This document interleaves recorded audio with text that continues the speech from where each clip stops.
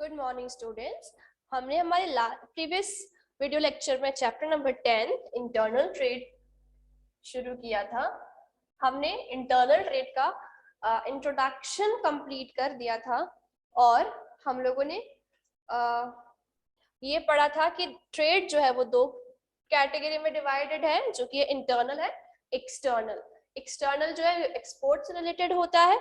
हम इस चैप्टर में सिर्फ इंटरनल ट्रेड के बारे में पढ़ेंगे। इंटरनल ट्रेड की जो चेन है वो भी हमने स्टडी की थी, manufacturer, wholesaler, retailer and then ultimate consumer. Okay, wholesale trade क्या होता है वो मैंने आपको थरली एक्सप्लेन कर दिया था। होलसेलर की सर्विसेज क्या होती है मैन्युफैक्चरर को और रिटेलर को, वो हमने स्टडी की थी। हमने डीपली जो है वो सर्विसेज टू मैन्युफैक्चरर स्टडी किया था। अब हम आज हमारे वीडियो लेक्चर में होलसेलर जो है वो रिटेलर को क्या क्या सर्विसेज प्रोवाइड करता है वो स्टडी करेंगे। ये हमने कंप्लीट कर दिया था।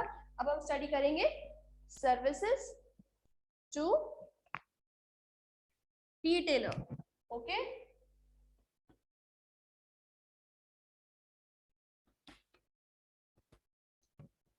सो लुक, जो होलसेलर है वो रिटेलर को क्या क्या सर्विसेज प्रोवाइड करता है वो देखेंगे हम।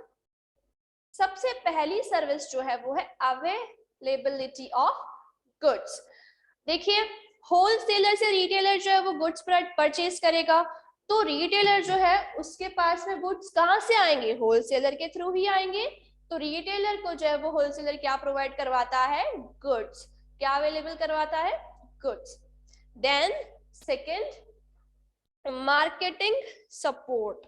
होलसेलर जो है वो खूब सारी मार्केटिंग फंक्शंस को परफॉर्म करता है, जिससे रिटेलर का जो काम है वो आसान हो जाता है, जैसे प्रमोशन एक्टिविटी या फिर कस्टमर से मिलवाना। ऐसे कुछ काफी सपोर्ट जो है वो होलसेलर रिटेलर को प्रोवाइड करता है, जिससे रिटेलर का काम जो है थोड़ा सा इजी हो जाता है। Grant of credit. देखिए, क्रेडिट फैसिलिटी भी प्रोवाइड करते हैं होलसेलर और रिटेलर को। अगर मानो मैं होलसेलर हूँ और मेरा एक रिटेलर है, उसके पास में अभी करंटली पैसा देने के लिए नहीं है, उसने बोला कि आप 10 दिन बाद आके मुझसे ले जाएं, तो मैं उसे प्रोडक्ट जो है वो अवेलेबल करवा दूंगी क्रेडिट पे, यानी उधारी पे। जो रेगुलर कस्टमर होते हैं ना उन्हीं को, हर किसी को नहीं। Specialised knowledge. अब होलसेलर जो है वो एक तरीके से स्पेशलाइज ही होता है, क्योंकि वो रिटेलर से भी कनेक्टेड होता है, मैन्युफैक्चरर से भी कनेक्टेड होता है, तो उसको काफी अच्छी खासी नॉलेज होती है प्रोडक्ट के बारे में, मार्केट के बारे में। अगर उसके पास उसको मार्केट की नॉलेज है तो वो मैन्युफैक्चरर को बता सकता है कि ये डिमांड है तो आप इस तरीके से मैन्युफैक्चर करें प्रोडक्ट को, और रिटेलर को बता सकता है कि कंज्यूमर की ये चॉइसेस है, तो रिटेलर भी उसी अकॉर्डिंग अपनी परचेसिंग करेंगे। देन लाइक स्पेशलाइज्ड नॉलेज मतलब कितना, लाइक एक माल, एक कोई प्रोडक्ट है मानो, तो उसका कितना प्राइस होगा, कितना क्वांटिटी में जाना चाहिए, उसकी क्वालिटी कैसी होगी, तो ये सारी नॉलेज भी जो एक होलसेलर को होती है। देन रिस्क शेयरिंग, तो रिस्क भी तो शेयर होती ही है। अब देखिए, होलसेलर के पास में सबसे ज्यादा रिस्क होती है। रीजन, वो मैन्युफैक्चरर से बल्क में लेता है माल, बल्क में ले लेगा तो उसकी भी रिस्क इसके हाथों। अब रिटेलर थोड़े ना ही इतने बल्क में होलसेलर से सामान लेगा, लेगा क्या? नहीं लेगा ना, तो होलसेलर के पास में ही रिस्क हो गई ना वो एक तरीके से। तो ये कुछ सर्विसेज हैं जो रिटेलर को प्रोवाइड करता है होलसेलर। अब बात करेंगे हम रिटेल ट्रेड की, जो कि बहुत लंबा चौड़ा चैप्टर है हमारा, मतलब टॉपिक है। रिटेल ट्रेड तो आपको पता है, ऐसा ट्रेड जो कि डायरेक्टली अल्टीमेट कंज्यूमर तक अपनी सर्विसेज को प्रोवाइड करवाता है। रिटेलर जो है वो क्या करता है? डायरेक्टली किसको देता है सर्विसेज? अल्टीमेट कंज्यूमर को ही तो प्रोवाइड करवाता है। वो क्या करता है? लार्ज क्वांटिटी के अंदर होलसेलर से प्रोडक्ट परचेज करेगा और रिटेलर को, सॉरी, कंज्यूमर को प्रोवाइड करवा देगा। तो रिटेलर का काम क्या हो गया? होलसेलर से लार्ज क्वांटिटी में प्रोडक्ट्स परचेज करना और अल्टीमेट कंज्यूमर को डायरेक्ट सर्विस प्रोवाइड करवाना। रिटेलर और कंज्यूमर के बीच में कोई भी इंटरमीडियरी नहीं होती है। हम सीधा क्या करते हैं, शॉप पे जाते हैं, हमें जो भी प्रोडक्ट चाहिए हम चूज करते हैं और उठा के ले आते हैं, और तो कोई भी नहीं होता। अब देखिए रिटेल ट्रेड जो है वो भी बहुत ही एक महासागर की तरह फैला हुआ है, बहुत डीप है। जैसे रिटेल जो है वो पैडलर्स, हॉकर्स भी रिटेलर होते हैं।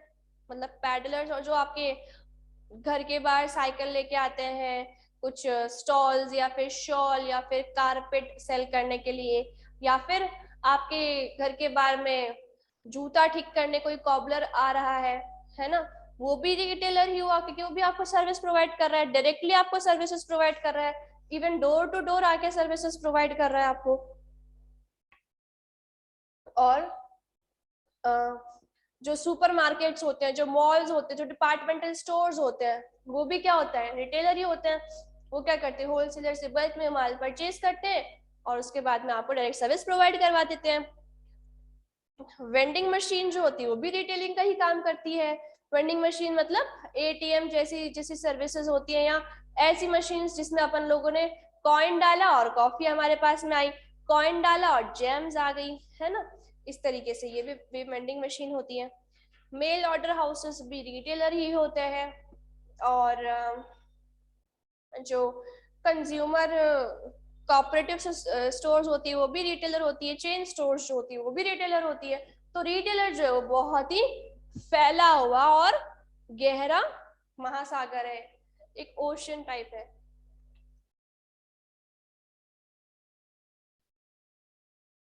अब देखिए सबसे पहले रिटेलर क्या होता है वो तो हमने समझा। अब रिटेलर की मैन्युफैक्चरर और होलसेलर को क्या सर्विसेज प्रोवाइड करता है रिटेलर, ये देखते हैं। ये तो होलसेलर है, सर्विसेज टू मैन्युफैक्चरर। रिटेलर जो है वो मैन्युफैक्चरर और होलसेलर को क्या क्या सर्विसेज प्रोवाइड करता है वो देखेंगे, ठीक है। टू मैन्युफैक्चर एब्रिवेटेड फॉर्म में लिख रही हूँ, and wholesaler. M and W लिख देती हूँ, बेटर रहेगा। M stands for manufacturer and W stands for wholesaler। देखिए पहली सर्विसेज जो है वो help and distribution of goods. अब जो मैन्युफैक्चरर ने प्रोडक्ट प्रोड्यूस किया है वो अल्टीमेट कंज्यूमर तक पहुंचाने का काम करेगा रिटेलर। सेकंड है पर्सनल सेलिंग। अब देखिए काफी ज्यादा गुड्स जो देखो in the process of sale of most consumer goods some amount of personal selling effort is necessary. By undertaking personal selling efforts, the retailer relieve the producer of this activity and greatly help them in the process of actualizing the sale of product। अब देखिए अगर अपन लोग novelty shop पे जाते हैं, fancy store वगैरह पे जाते हैं हम, तो हम कोई भी किसी भी प्रोडक्ट पे अगर हम लोग हमारा हाथ रख दें तो वो शॉपकीपर क्या बोलता है, मैडम ये तो बेस्ट प्रोडक्ट है आपका, आप अगर आप इसे यूज करेंगे तो शायद आप एकदम बदल जाएंगे, ये इससे बेस्ट प्रोडक्ट तो दुनिया में कभी हो ही नहीं सकता है। चाहे उसके प्राइस 5 रुपीज ही क्यों ना हो, या चाहे उसकी प्राइस 50 या 500 ही क्यों ना, उसके लिए हर एक प्रोडक्ट जो है वो सुपीरियर होगा। उसके लिए नहीं, मतलब वो चाहेगा कि उसकी सेल इंक्रीज हो, है ना। तो वो चाहेगा कि सारे प्रोडक्ट को इतना मतलब उसे बड़ा चढ़ा के कहे, इतनी प्रॉपर उसकी मार्केटिंग करे ताकि उसकी जो सेल्स है वो इंक्रीज हो जाए, ठीक है। तो ये पर्सनल सेलिंग में आता है, वो इतने एफर्ट्स लगाता है बेचने के लिए जिसकी कोई लिमिट ही नहीं है। तो अब देखिए रिटेलर जो है वो एक पर्टिकुलर प्रोडक्ट को सेल कर रहा है, मानो ये पर्टिकुलर प्रोडक्ट है, इसे ये सेल कर रहा है रिटेलर, है ना। पर बनाया किसने, ये मैन्युफैक्चरर ने। तो उसका भी तो जो प्रोडक्ट है वो जा रहा है ना मार्केट में। अगर यहाँ पे ये बंद हो जाएगा सेल होना तो ये बनाएगा क्या, इसका जो प्रोडक्शन है वो कंटिन्यू थोड़ी ना चलेगा। तो यहाँ पे पर्सनल सेलिंग की भी बहुत ज्यादा आवश्यकता है। Then enabling large scale operation. देखिए रिटेलर जो है वो बहुत सारी सर्विसेज प्रोवाइड करता है, ठीक है। तो on account of retailer services, the manufacturer and wholesaler are freed from the trouble of making quantities. This enable individual sale to consumer in small quantity. This enable them to operate on at relatively large scale, thereby fully concentrate on other activity. Manufacture जो है वो free mind होके और wholesaler ये दोनों free mind होके अपना काम तभी कर सकते हैं जब रिटेलर जो है उनकी बनाए प्रोडक्ट्स को बेचेगा, तभी वो अपना जो काम है, जो प्रोडक्शन है, वो लार्ज स्केल पे कर सकते हैं। समझ आया आपको? इसीलिए वो क्या करता है, रिटेलर जो है वो क्या प्रोवाइड करता है service, enabling large scale operation, then collecting market information. As you people know, जो रिटेलर होता है वो डायरेक्ट कंज्यूमर के कॉन्टैक्ट में होता है, तो जो मार्केट इंफॉर्मेशन होती है वो सबसे पहले किसके हाथों में लगेगी, रिटेलर के हाथों में लगेगी। इसी वजह से जो भी डिमांड है वो रिटेलर होलसेलर को बताएगा और होलसेलर मैन्युफैक्चरर को बताएगा। इस तरीके से मैन्युफैक्चरर का जो प्रोडक्शन है वो भी कंटिन्यू रहेगा, होलसेलर का बिजनेस भी चलेगा और रिटेलर का तो चल ही रहा है, रिटेलर ही चला रहा है सबका बिजनेस। फिर हेल्प इन प्रमोशन, प्रमोशन करने में भी हेल्प करेगा, हर प्रोडक्ट का प्रमोशन करेगा। ये थी सारी की सारी सर्विसेज जो कि रिटेलर मैन्युफैक्चरर को प्रोवाइड करता है। अब वो सर्विसेज जो रिटेलर कंज्यूमर को प्रोवाइड करता है उसके बारे में हम डीपली स्टडी करेंगे।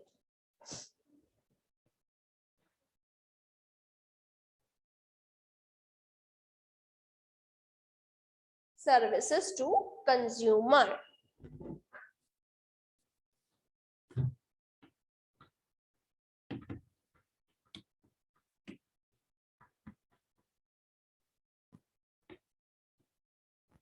सबसे पहली सर्विस क्या होगी, रेगुलर अवेलेबिलिटी ऑफ प्रोडक्ट्स।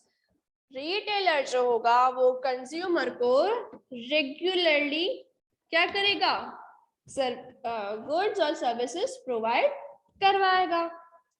ठीक है, अगर हम लोग किसी भी शॉप पे जाते हैं, हम अगर आज जाएंगे मतलब जनरल स्टोर पे गए, हम लोगों ने बोला भैया मैगी दीजिए, तो वो आज मैगी देगा। अगर हम सेकेंड डे जाएंगे तो भी वो अपने को जो भी हमारी डिमांड है वो फुलफिल करेगा। तो वो क्या करता है, रिटेलर हमेशा कंज्यूमर को सेटिस्फाई करने के लिए गुड्स अवेलेबल करवाता है, सर्विसेज प्रोडक्ट अवेलेबल करवाता है। और दूसरी सर्विस क्या होती है, रिटेलर जो है वो न्यू प्रोडक्ट की इंफॉर्मेशन किसको प्रोवाइड करता है, कंज्यूमर को। जैसे अपन लोग जाते हैं, अपन किसी भी स्टोर पे जाते हैं तो हमें क्या सुनने मिलता है कि देखिए ये प्रोडक्ट जो है हमारा मार्केट में न्यू लॉन्च है, ये आप ट्राई करें। Then convenience in buying. Third जो ऑप्शन है सर्विसेज टू कंज्यूमर वो है convenient in buying. Convenient in buying जो है वो क्या रहता है, कस्टमर सीधा जाता है रिटेल की शॉप पे जो कि स्मॉल क्वांटिटीज में होता है, वो अपनी रिक्वायरमेंट के अकॉर्डिंग कस्टमर को चीजें दिखाता है और वो इजीली रहता है कस्टमर को परचेज करने में। ओके, ये 11th कॉमर्स है ना कि 12th कॉमर्स, बाय मिस्टेक हो गया था, I am sorry. Then wide selection, हमारे पास बहुत सारी चॉइसेस होती है, हम क्या कर सकते हैं, सिलेक्ट कर सकते हैं कि हमें कौन सा प्रोडक्ट जो है वो चाहिए। Okay, then after sale services, in case मैंने कोई प्रोडक्ट परचेज किया और उसके अंदर कोई प्रॉब्लम आ गई या फिर मुझे उसे ऑपरेट करना प्रॉपरली नहीं आता है, तो बेच देने के बाद में जो सर्विसेज रिटेलर प्रोवाइड करता है उसे हम आफ्टर सेल्स सर्विसेज कहते हैं। आफ्टर सेल सर्विसेज जो है वो होम डिलीवरी जो है वो भी आफ्टर सेल सर्विस ही है, क्योंकि हम उसे पे कर चुके होते हैं। प्रोडक्ट सेल होने के बाद में वो रिटेलर क्या करता है, हमारे दरवाजे तक सामान लेकर आता है ना, या फिर बाद में कस्टमर्स को अटेंड करना, ये क्या हो जाएंगी, आफ्टर सेल्स सर्विसेज हो जाएंगी। लास्ट सर्विस जो है वो प्रोवाइड क्रेडिट फैसिलिटी।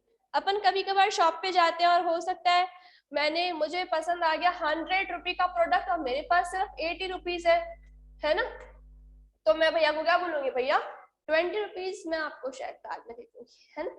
काफी लोग होते हैं जिनके अकाउंट्स भी चलते हैं दुकानों पे, शहरों में तो ऐसा बहुत होता है। जो रेगुलर बायर्स हैं उनको क्रेडिट फैसिलिटी भी प्रोवाइड करते रहते हैं, हर किसी को नहीं। जैसे पहला नया फेस आ गया, भैया ये 50 रुपए का है, मुझे 25 में दे दो, मैं 25 बाद में दे दूंगी, ऐसे किसी पे विश्वास नहीं करते। जो रेगुलर बायर्स होंगे ना, उन्हीं पे वो ट्रस्ट करके और प्रोडक्ट्स को सेल करते हैं क्रेडिट फैसिलिटी पे। ओके, तो ये कुछ रिटेल के बारे में, रिटेल ट्रेड के बारे में था। Services to the to manufacturer and wholesaler और service to consumer, got it. आगे का जो चैप्टर है वो हम हमारे नेक्स्ट वीडियो लेक्चर में स्टडी करेंगे।